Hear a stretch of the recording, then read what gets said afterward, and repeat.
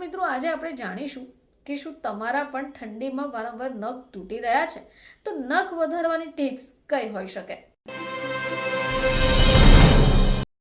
નમસ્કાર દર્શક મિત્રો, ખબર છે.com પરથી દૃષ્ટિ નાયક આપ સૌનું સ્વાગત કરે છે। દર્શક મિત્રો, ઠંડીની આ ઋતુમાં જેની અસર આપણી ત્વચા ઉપર, આપણા વાળ ઉપર, આપણા હોઠ ઉપર થાય છે, તેવી જ રીતે આપણા નખ ઉપર પણ થતી હોય છે।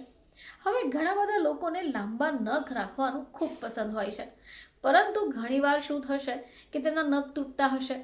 ખાસ કરીને શિયાળામાં જ્યારે નખ વારંવાર તૂટતું હોય તો આપણા મન પણ તૂટી જતા હોય છે।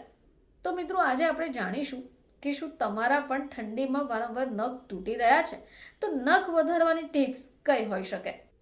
તો શિયાળાની ઋતુમાં ત્વચા અને વાળની કાળજી લેવી જોઈએ।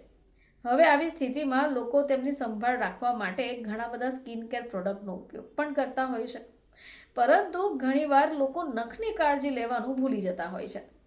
તો આજે આપણે જાણીશું કે તમે આ નખની કાળજી કઈ રીતે લઈ શકો। તો દર્શક મિત્રો, શિયાળામાં વારંવાર નખ તૂટવાનું મુખ્ય કારણ ઠંડુ અને સૂકું વાતાવરણ હોય છે, જેમાં ભેજનો અભાવ હોય છે। હવે આનાથી શું થશે કે ત્વચા અને નખ પણ સુકાઈ જાય છે અને શુષ્કતા નખને નબળા બનાવી દે છે। હવે શિયાળામાં ઘણા બધા લોકો પાણી ઓછું પીએ છે, જેથી શરીરની અંદર અને બહાર ભેજની કમી થઈ શકે, જેની સીધી અસર નખ પર પડશે।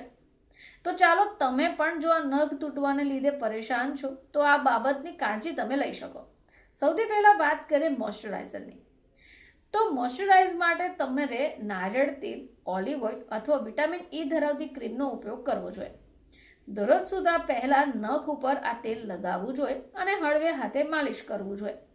હવે આપણે સૌ જાણીએ છીએ કે નખ તૂટવાની સમસ્યા ત્યારે પણ થાય જ્યારે આપણે પાણીમાં વારંવાર હાથ ડૂબેલો રહે।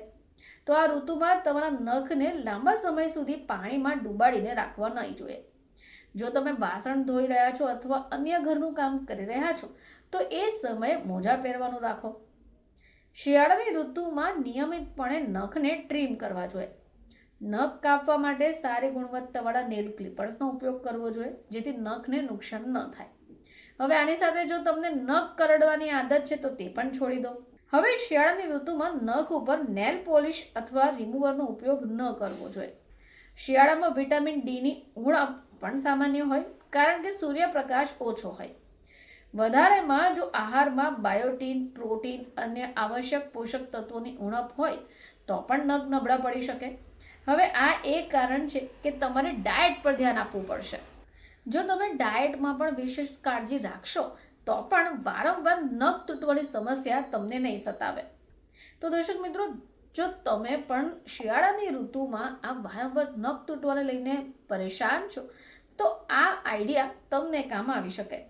ફરીથી તમારી સમક્ષ હાજર થઈશું, ત્યાં સુધી જોતા રહેજો ખબર છે.com।